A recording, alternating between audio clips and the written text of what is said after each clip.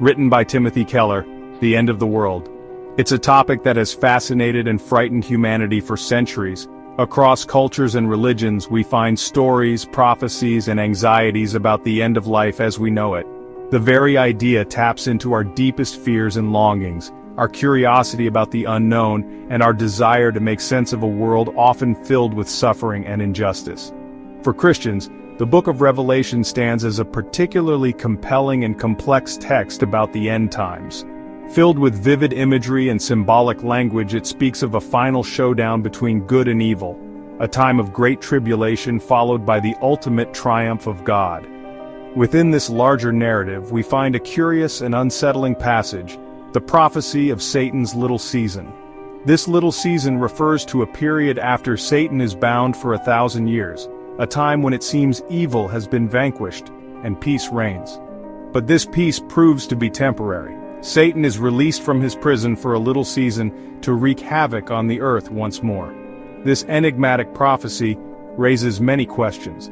What does this little season mean? When will it occur, and what will it look like? What is its purpose in God's plan?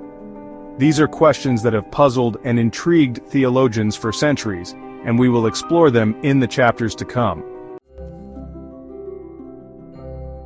Let's turn to the source of this intriguing prophecy. Revelation chapter 20. Here, the Apostle John describes a vision of an angel descending from heaven, carrying a key and a great chain. He seized the dragon, that ancient serpent who is the devil and Satan, and bound him for 1,000 years, and threw him into the pit, and shut it and sealed it over him, so that he might not deceive the nations any longer, until the 1,000 years were ended. After that he must be released for a little while. Revelation 20 verses 2-3, ESV. This passage paints a dramatic picture of Satan's defeat and imprisonment, followed by a 1,000-year period of peace. But the temporary nature of this victory is emphasized by the phrase "a little while." Satan's imprisonment is not permanent. He is destined to be released, allowed to deceive the nations once more before facing his final judgment. This little season is not described in detail. We are not given specific dates or events.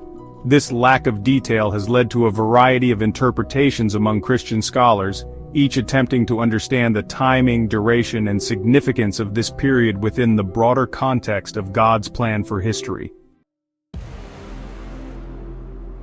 Two prominent schools of thought within Christianity, Premillennialism and Amillennialism, offer contrasting interpretations of Satan's little season. Premillennialists believe that this little season refers to a literal period of time following the second coming of Christ and the establishment of his millennial kingdom on earth. They see the present age as increasingly characterized by the growing influence of evil, culminating in a final surge of satanic activity during this little season before Christ returns to vanquish Satan and establish his eternal kingdom. Amillennialists, on the other hand, interpret the 1,000-year reign of Christ and the subsequent little season symbolically. They view the present church age as the time of Christ's spiritual reign, with Satan already bound but still active in the world. In this view, the little season represents a final intense burst of evil before the end of history, a final attempt by Satan to thwart God's purposes. The lack of specific details about the little season in Revelation has led many to search for signs of its arrival in current events.